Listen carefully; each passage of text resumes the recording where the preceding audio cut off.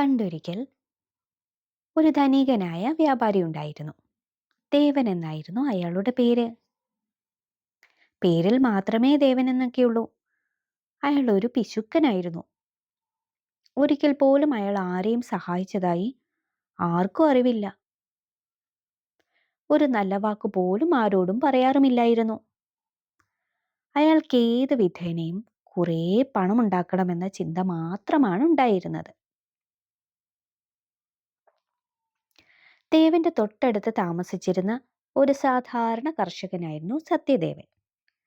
മറ്റുള്ളവരെ എപ്പോഴും സഹായിച്ചിരുന്ന സത്യദേവനെ നാട്ടുകാർക്ക് എപ്പോഴും വലിയ ഇഷ്ടമായിരുന്നു. എന്നാൽ ദേവനെ ആളുകൾ പുച്ഛത്തോടെയാണ് നോക്കിയിരുന്നത്. തന്നേക്കാൾ പണത്തിലും പദവിയിലും താഴെ നിൽക്കുന്ന സത്യദേവന് ലഭിക്കുന്ന സ്നേഹവും ബഹുമാനവും ദേവന് സഹിച്ചില്ല. എല്ലാവരും തന്നെയും അതുപോലെ ബഹുമാനിക്കണമെന്ന് അയാൾ ആഗ്രഹിച്ചു. ഒടുവിൽ ദേവൻ പ്രശസ്തനായ ഒരു സന്യാസിയെ സന്ദർശിക്കാൻ തീരുമാനിച്ചു. അയാൾ ആ സന്യാസിയുടെ ആശ്രമത്തിൽ ചെന്നു. ദേവന്റെ പ്രശ്നം കേട്ട സന്യാസി ഒരു ചെറിയ ചിരിയോടെ അദ്ദേഹത്തെ ആശ്രമത്തിനടുത്തുള്ള പുഴക്കരയിലേക്ക് കൂട്ടിക്കൊണ്ടുപോയി. പുഴയിലേക്ക് ചൂണ്ടിക്കാട്ടി സന്യാസി പറഞ്ഞു, ദേവാ, താങ്കൾ ഈ പുഴ കാണുന്നില്ലേ? ഈ പുഴയിലെ വെള്ളം ഒരിക്കലും പുഴയ്ക്ക് മാത്രം സ്വന്തമല്ല.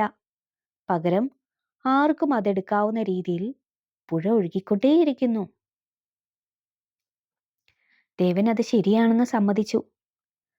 അടുത്തുള്ള മരം ചൂണ്ടിക്കാണിച്ചിട്ട് സന്യാസി തുടർന്നു, ആ കാണുന്ന മരങ്ങളെ നോക്കൂ. അവയുടെ മധുരമുള്ള പഴങ്ങൾ എന്നും ആർക്കും എടുക്കാവുന്നതാണ്. മറ്റുള്ളവർക്കായി ഇതുപോലെ മരങ്ങൾ എപ്പോഴും പഴങ്ങൾ നൽകിക്കൊണ്ടിരിക്കുകയാണ്.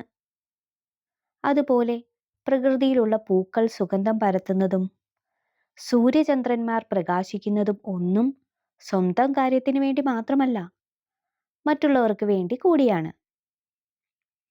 ദേവൻ സന്യാസി പറഞ്ഞത് കേട്ട് തലകുലുക്കി. സന്യാസി തുടർന്ന് പറഞ്ഞു, പ്രകൃതിയെ ഒന്ന് അനുസരിച്ചു നോക്കൂ. താങ്കൾ ഒരുപാട് സ്വത്ത് സമ്പാദിച്ചിട്ടുണ്ട്. എന്നാൽ അതുകൊണ്ട് വേറെ ആർക്കെങ്കിലും എന്തെങ്കിലും ഉപകാരമുണ്ടായിട്ടുണ്ടോ? താങ്കൾക്കും അത് ശരിയായ സമാധാനമോ സന്തോഷമോ തന്നിട്ടുണ്ടോ? ഇല്ല. ഇനി മുതൽ താങ്കൾ മറ്റുള്ളവർക്ക് കൂടി താങ്കളുടെ പണം പകുത്തു നൽകി നോക്കൂ. മറ്റുള്ളവരെ സഹായിച്ചു നോക്കൂ. മനസ്സറിഞ്ഞു സഹായിക്കുന്നതിന്റെ സന്തോഷം താങ്കൾക്ക് അനുഭവിക്കാൻ സാധിക്കും. മാത്രമല്ല, താങ്കൾ ആഗ്രഹിച്ച സ്നേഹവും ബഹുമാനവും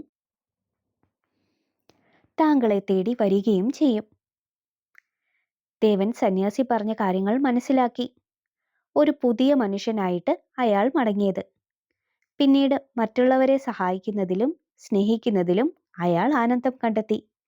അങ്ങനെ അയാൾക്ക് മറ്റുള്ളവരുടെ ബഹുമാനവും സ്നേഹവും കിട്ടി.